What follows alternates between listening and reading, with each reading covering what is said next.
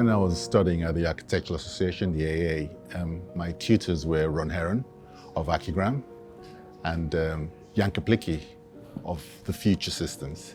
And Jan at the time used to work for Foster Associates. And it was at the same time when HSBC was being built, and we went and saw the Sainsbury building, which I loved.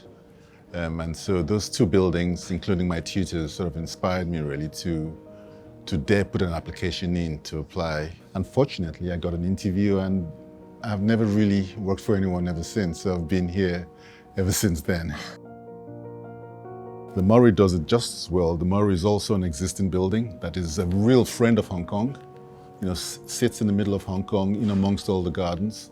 So we didn't change it that much, but we gave it new connections. So the way people now use the Murray is different from the way they used to use it when it was an office building. It's now a hotel. It has a public realm. So it's a new familiar, totally new, but totally familiar. The common ground is the space between the buildings.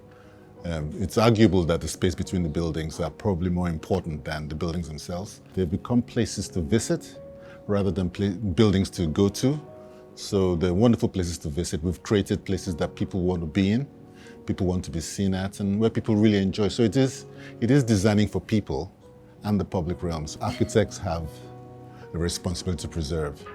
I like to use a lot of R's, for example, renew, reinvent, reestablish, reuse.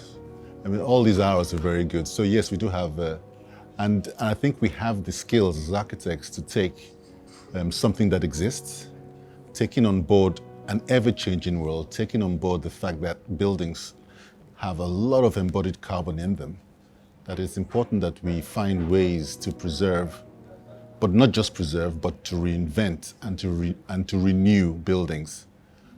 I think that's something that will become more substantial as we move forward in the world.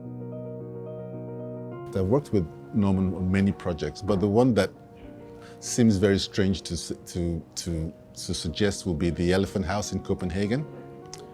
And the only reason why it's my favorite project was because our clients were elephants. And we took the elephants just as seriously as we took human beings we designed for. And one of the surprises about the Elephant House was that we designed a building, an enclosure, which had sand as its main material, i.e. the floor was sand. It sounds very simple, but it's very, very difficult to do a building with sand at its base. But that's what the elephant wanted, and we delivered it. And that, to me, was one of the best things we did. And they were able to give the elephants the right environment, which they had never had before. It is challenging, which is good because Norman challenges. Norman is full of curiosity. Norman is always inquiring. And that sort of culture of inquiry, that culture of questioning, of not taking anything for granted, has been passed on through many generations, obviously. It's actually one of the core values, I think, of the practice, that you never take anything for granted. And that's one of the things that I learned working from Norman. And then it's also important to know that Norman works incredibly hard. In that quest to find the right answers, in that quest to be innovative, in that quest to design for people, takes quite a bit of hard work.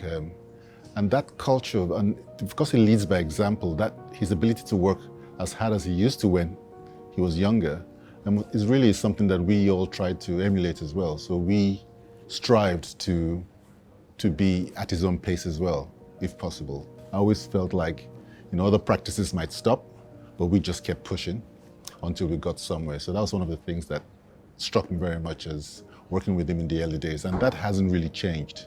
It's the same today as it was 30 years ago.